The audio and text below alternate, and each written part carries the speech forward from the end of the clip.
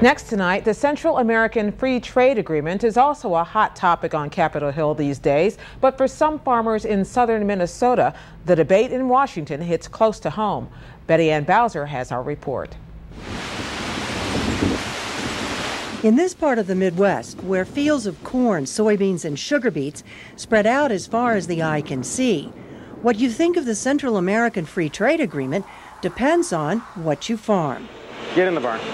Dwayne Alberts is a fifth-generation corn and dairy farmer in southeastern Minnesota.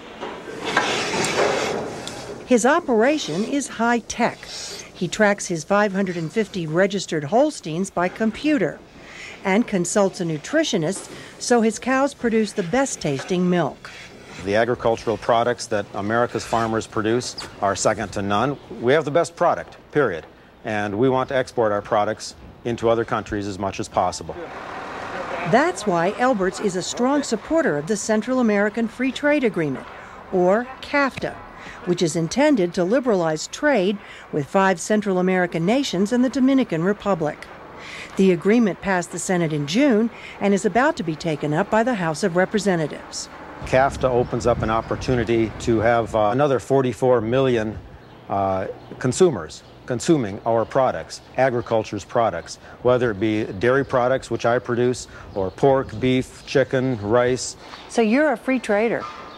I like free trade. I'm also competitive. I want to come out a little bit ahead in the trading game, and globalization, of course, is a trading game. I want to sell more of my products than are brought in. Hog farmer Larry Leopold agrees. He says currently import duties as high as 47% are placed on U.S. pork products that go into Central American countries, so not much is exported there. Under CAFTA, Leopold says those tariffs would be removed, and he could start sending a lot more pork down south. CAFTA is going to increase my profits by 4.5%. It'll add to my bottom line. That's what it's going to do. And you are pretty sure about the export market for this? Just look at history.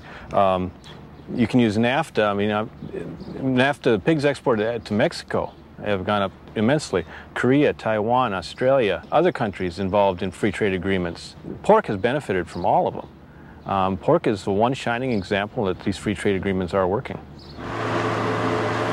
In fact, most American agricultural groups have endorsed CAFTA, believing it will allow farmers to sell more of their products outside the U.S. But one group of farmers has been very vocal in its opposition to the trade agreement.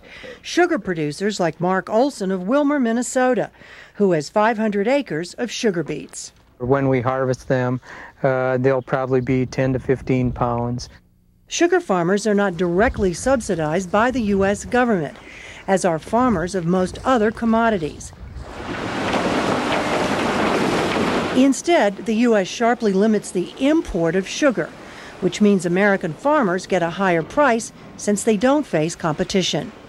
Olson says if CAFTA is passed, those limits will be lifted and countries will be able to dump sugar in the U.S. at far below cost.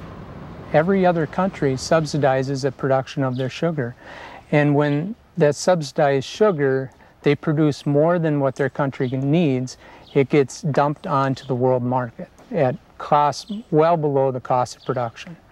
We are some of the most efficient sugar beet producers in the world, but because of we can't compete with foreign governments. 90% of the sugar processed in this country is done so in farmer-owned co-ops, like the Southern Minnesota Beet Sugar Cooperative. Olson has invested nearly $500,000 in the equipment which chops and cooks the beets, producing a thick brown syrup. A centrifuge then spins out the white sugar crystals.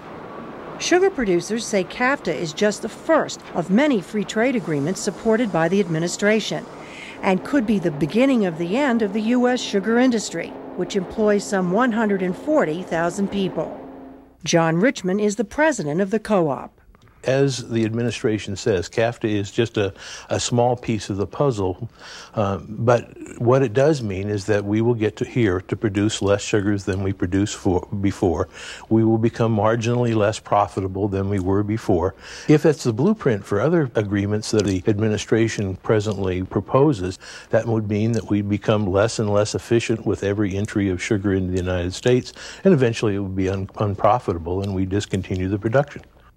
The Bush administration says sugar farmers are exaggerating the impact of the agreement.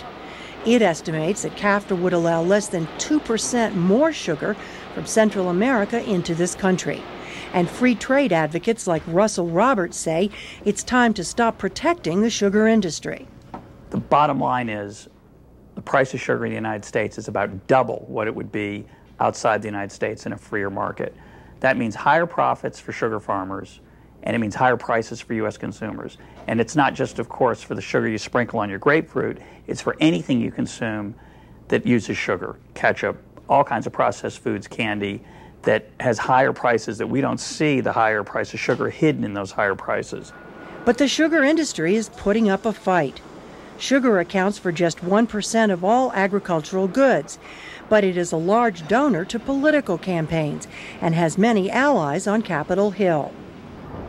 Last week, farmer Mark Olson was there, making the rounds to lobby against CAFTA. He bristles when he hears people complain about big sugar interests that keep sugar prices high. I am the sugar industry. 90% of the sugar beets are grown by people that own their factories. So I am the sugar industry. I'm not big sugar. The price of sugar in the U.S. is less than almost any other developed country in the world.